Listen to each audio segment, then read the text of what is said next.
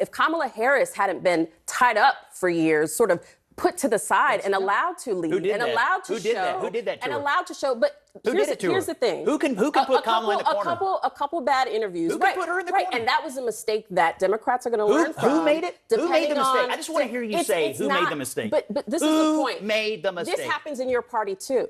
This happens in your party too. You won't say it. This is sexism, right? Who did it to her? This is sexism. This is allowing somebody to take the fall when things aren't going well. And that happens regardless of party. So you guys have something to learn, because I saw your RNC and it wasn't very diverse. Listen, I just want to know. That's Scott Jennings calling out CNN and Democrats for saying that Kamala Harris only seemed incompetent because she was kept from flourishing in the White House. Welcome to Nerk News, I'm Nerkish, and it looks like Democrats are really leaning into the Hillary Clinton and Obama playbooks this election. So far, they've said that Republicans aren't allowed to call Harris a DEI hire, criticize her IQ, or level of competence, because that's racist and sexist, and basically like saying the N-word. Meanwhile, they've been holding racially segregated political events for white people divided by gender. And I'll start by really addressing the elephant in the room, which is a lot of people feel and felt uncomfortable about the call. And I think that's understandably so. You know, throughout American history,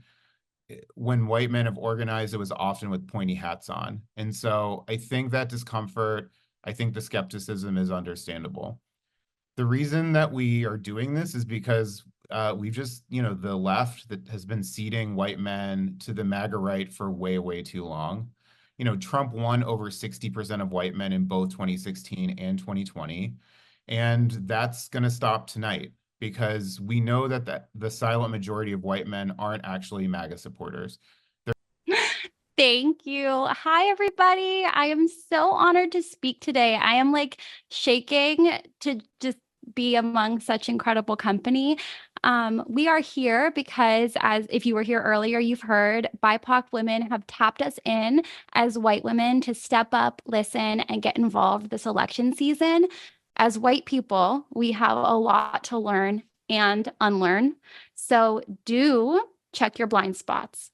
You are responsible for your algorithm, believe it or not. Well, that's disgusting, but credit where credit is due. The White Women for Harris event raised millions of dollars, broke Zoom, and featured 164 mentally unstable women discussing important topics like never correcting a black woman. While the White Dudes for Harris event featured a star-studded roster of people who aren't men but play them in TV and movies, such as Mark Hamill, Mark Ruffalo, Jeff Bridges, and Josh Gad. It discussed important things like talking about your feelings and hating yourself. As you can imagine, it was a source of endless ridicule on the internet, and CNN, where Scott Jennings pointed out the backwards stupidity of this concept. And you win in America when you get all the people behind you, not just a small faction of them. Quickly, Scott.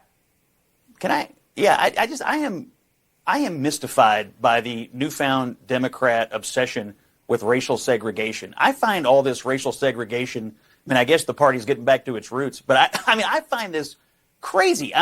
That you are principally organizing all of your supporters by race and forcing them all to get on these calls, and you have to be a certain race or gender to get on the calls. I find this to be completely Scott. bizarre behavior. And we don't need you to understand it, because here's the thing. We know that we win when we bring together people and have a big tent coalition. But you're not. Everybody you're separating who makes them. up You're America. dividing them. No, we're actually bringing them together. And You're by the dividing way, them. just look at the numbers. We don't need to debate this. Look at the cash and look at the support. Right? This momentum that you see in just 7 days is greater than any other presidential campaign in history. So say what you will, bringing people together who we can be proud of who we are, whether we're black or queer or otherwise, is the winning strategy. All right, we're going to leave it there. A lot more to come on this conversation. I'm going to go get to the white guy Zoom. It's the white dude. White dude Zoom, excuse me. All right. Thank you. I like the screen grab right now. All right, up next, Biden. Well, there you go. If you're ethnomasochistic, hate your gender, or just plain racist, Democrats are the party for you. Why go through all the effort of forming beliefs, speaking your mind, or supporting a candidate some people don't like? That might make you unpopular or even hated by some. It's much easier to just hate yourself and conform to a liberal hive mind. That way you don't stand out, and you get the illusion of helping a disadvantaged member of the ruling class that can't stand you and views you as a political resource. Bold move, Democrats. Let's see how that plays out with people who aren't brain dead. But let me know what you think. Will this new strategy work for the left? Let me know in the comments, and if you enjoyed this video, please give it a like and subscribe to the channel. That stuff really does help us out. Until then, this has been Nerk News. Thanks for watching. Boy!